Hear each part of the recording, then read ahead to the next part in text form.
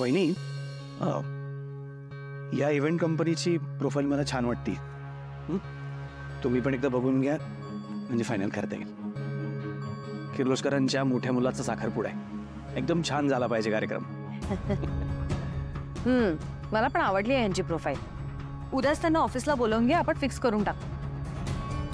कसलं डिस्कशन चाललंय? अगं आदित्यच्या एंगेजमेंटसाठी एक इव्हेंट मॅनेजमेंट कंपनी बघतोय. ही आवडली, ही फायनल करायची ठरवतोय. रिया, तुझ्या कपाळाला काय झालं?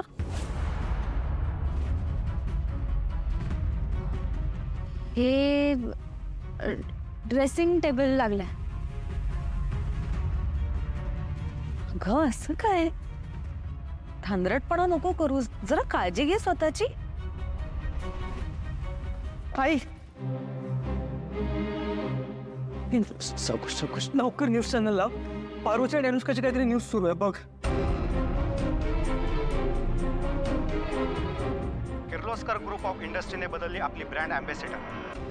पारू गेली, अनुष्का आली. अनुष्का पारूची जागा घेईल का? पारू सर्वसामान्यांना आपली वाटायची, आपल्यातली वाटायची.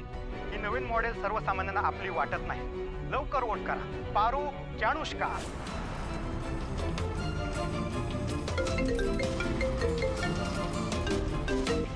हॅलो,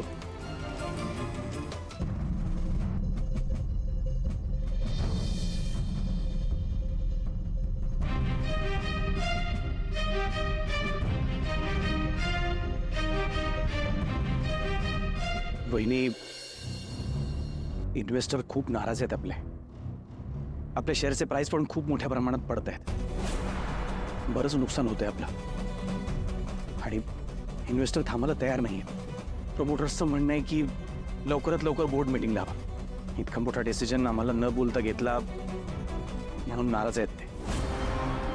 त्यांना काही करून थांबवणं गरजेचं आहे वहिनी. ठीक आहे, मी बोलते त्यांच्याशी. हे इव्हेंट मॅनेजमेंट कंपनीशी आपण परवा बोलू. इन्व्हेस्टर्सची मीटिंग उद्याच लावूया. ठीक आहे.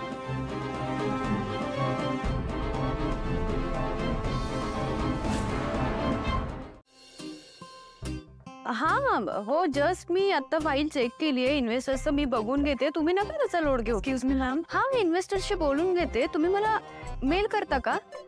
Excuse me ma'am. हां, ओके ओके ओके. मॅम ऐका ना, मला एक इमर्जन्सी आली आहे. मी तुम्हाला थोड्या वेळात फोन करू का? Yes, thank you. काय आहे ना, ऑफिसचं इतका वर्कलोड आहे, मला घर सांभाळायचं असतं आणि ऑफिसचं सुद्धा इतकं मला प्रेशराईज होतं. पण ठीक आहे, तू बोल ना, काय म्हणत होतीस अनुष्का? ग्रेट. दामिनी मॅम, खरंच मानलं तुम्हाला. तुम्ही घरीच असता, पण तुम्हाला बिझनेसची किती काळजी आहे. सुक्यात येऊ. बापरे, मी तर म्हणेन तुम्ही या घरातली सगळ्यात जास्त जबाबदार व्यक्ती आहात. तुमच्यामुळेच हे घर चालतं. पण मला या ना 2 भावांचं वागणंच कळत नाही. काय एक मिनिट अनुष्का. अनुष्का, मी दामिनी आहे.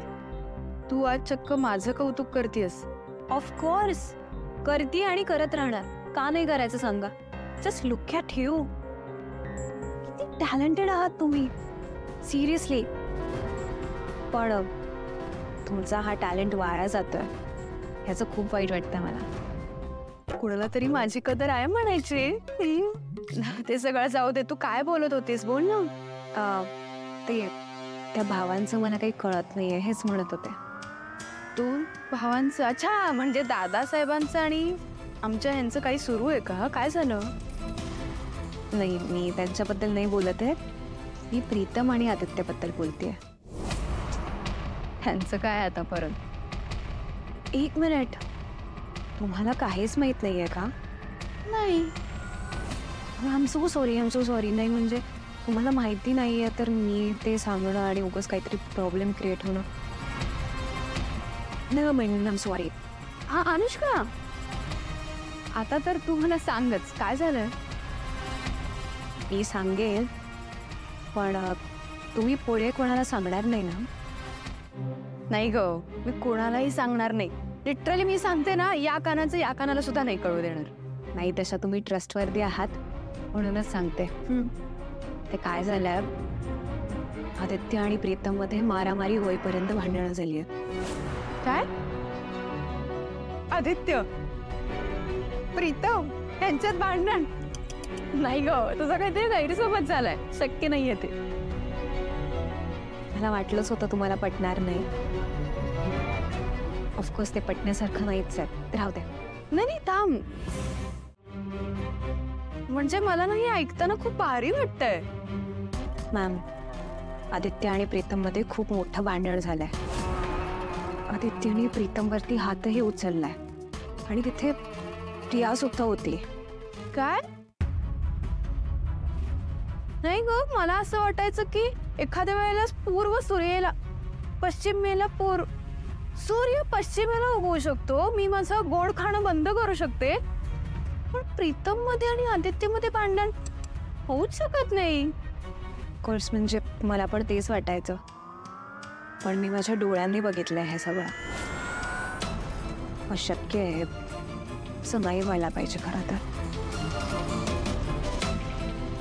तुम्ही अहिल्या मॅमला काही सांगू नका प्लीज. आणि सांगितलं तरी माझं नाव घेऊ नका, कारण काय ना त्यांना वाईट वाटेल. नवीन सून घरात यायच्या आधीच भावभावांमध्ये भांडणं झाली. काहीतरीच काय आहे. तू कुठं भांडण लावली आहेस? तेच सांगते, मी भांडण नाही लावलंय, पण लोकांना तर तसंच वाटेल ना.